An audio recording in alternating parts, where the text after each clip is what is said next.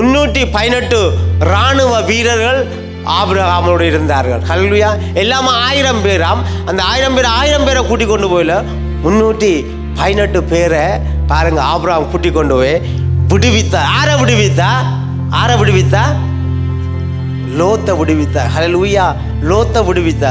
லோத்தை பிடிப்பட்ட மனுஷன் தன்னுடைய கண்களிலே பார்த்து போன ஒரு மனுஷனாக இருக்கிறார், ஒரு சகோதரனாக இருக்கிறார். ஹல்லேலூயா. என் ஆண்டவர் ஜீவனுள்ள தேவன். ஹல்லேலூயா. ஆபிரகாம் பாருங்க கர்த்தரை விசுவாசித்தான், அது அவனுக்கு நீதியாய் எண்ணப்பட்டது.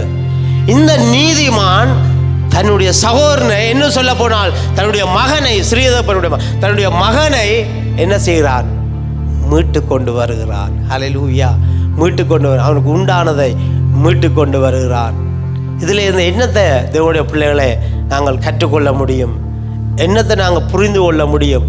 தேவனுடைய பிள்ளைகளே, ஹல்லேலூயா.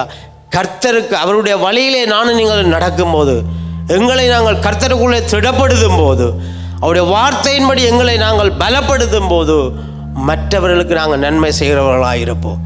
விசேஷமாய் சகோதரர்களுக்கு நாங்கள் நன்மை செய்கிறவர்களாக இருப்போம். ஹல்லேலூயா. உறவுகளுக்கு நாங்கள் நன்மை செய்கிறவர்களாக இருப்போம்.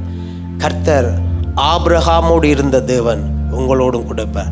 அவர் ஆபிரகாமின் தேவனும் ஈசாக்கின் தேவனும் யாக்கோபின் தேவனும் நம்முடைய தேவனாக இருக்கிறார். ஹல்லேலூயா.